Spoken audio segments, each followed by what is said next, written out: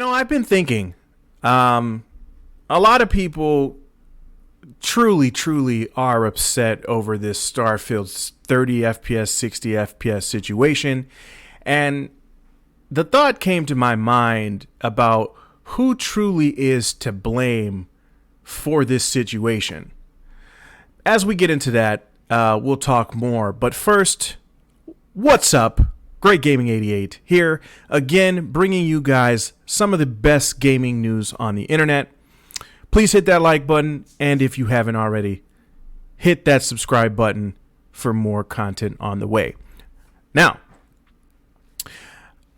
do we point fingers at Microsoft? Do we point fingers at Bethesda? Who truly is to blame for this situation? In my last video, obviously, I made a lot of people upset due to, my take on what I believe, because everybody has an opinion. Some don't like what you have to say, and, it is what it is. Here's my take on things regarding this situation and who to blame. I believe blame goes towards Microsoft.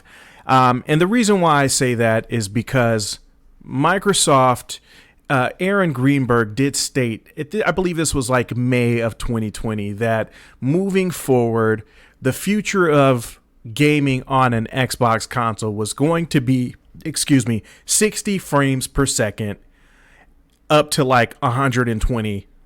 I don't know how frames per seconds work. I don't know what that range is, but the 60 FPS to 120, that's what he stated. I don't know if like 120, like being the highest, is considered like, I don't even know how that works. I just know that 60 frames per second is where we're at in gaming right now, and that the Series X, being one of the most powerful consoles in the world, or should be, going up to that 120.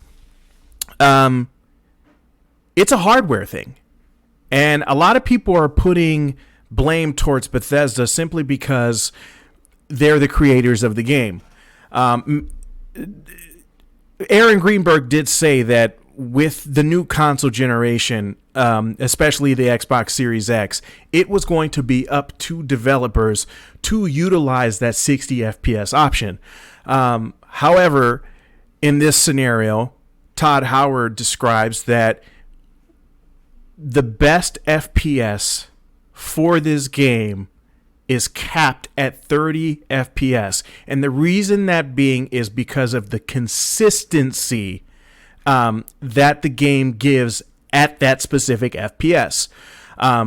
Can the Xbox do 60 FPS? Yes.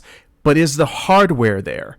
I don't believe that the hardware is strong enough specifically for this type of game. Starfield is a very, very ambitious game. It's 25 years in the making. The reason why it's taken so long is because the hardware was never there. The technology was never there. And now that we have the technology, here we are, Starfield, 30 FPS. And the thing is, if Bethesda was to, I guess, do the 30 FPS, 60 FPS thing, it's kind of a hit or miss, because the thing about it is, would you rather have a game that's 60 FPS but broken, or would you rather have that 30 FPS, and at least a stable condition game? In my opinion, I would take a stable 30 FPS game over a broken 60 FPS. I think anybody in their right mind would do such. But it's kind of one of those things where people are going to be mad either way. It's a double-edged sword. It's, okay, if Bethesda was to go the 60 FPS route, knowing that the Series X cannot handle it, it's going to be a delay. Are we going to delay the game to make sure that the game can fully optimize at 60 FPS? Are we going to do the game in parts? So let's say, this year we're going to put out part 1 of Starfield, and then, 3 years down the line, give us a sequel to Starfield to because they had to cut the game in half because the game is so massive. I say double-edged sword because at that point, people are never happy. It's, let me get my 60 FPS. I want it to be perfect and no excuses at all. So, it's just one of those things where, Bethesda is doing it in our best interest to say, hey, we're looking out for the gamers. We're looking out for what the console can handle. And in doing that, it avoids a lot of other problems in the process. Now, when you look at the PC version of the game, if you want to play it in 60 FPS, from what I read, from what I've been told, the game almost reaches 60 FPS.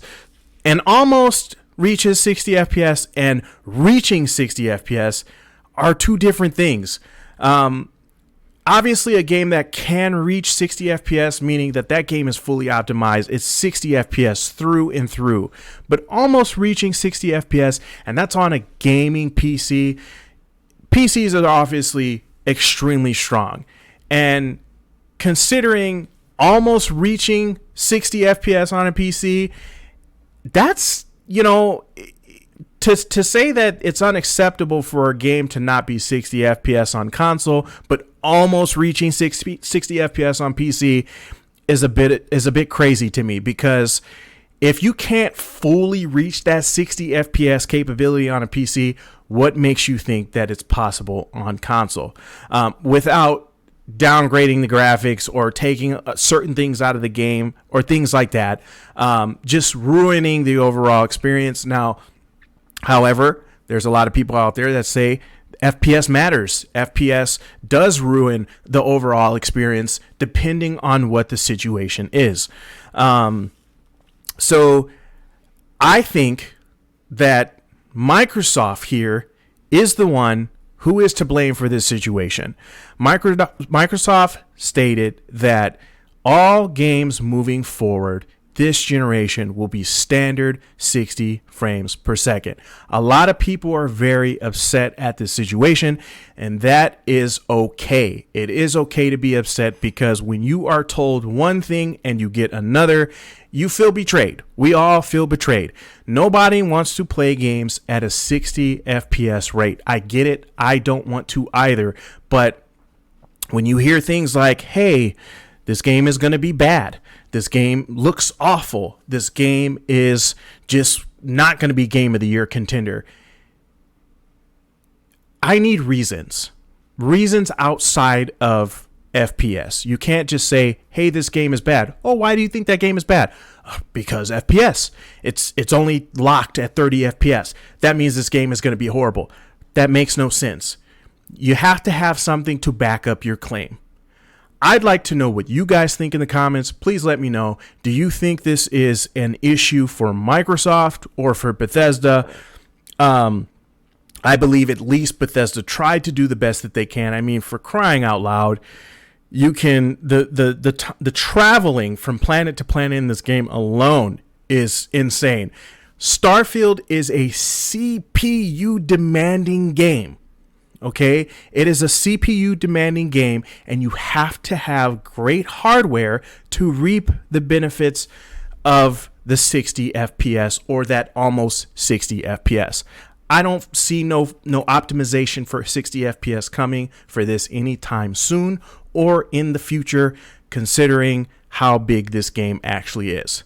Again, let me know what you guys think in the comments. Also, hit that like button and subscribe to the channel for more content. Also, hit the notification bell, as you will get notified for every video and or every upload live stream that I do in the future. Peace.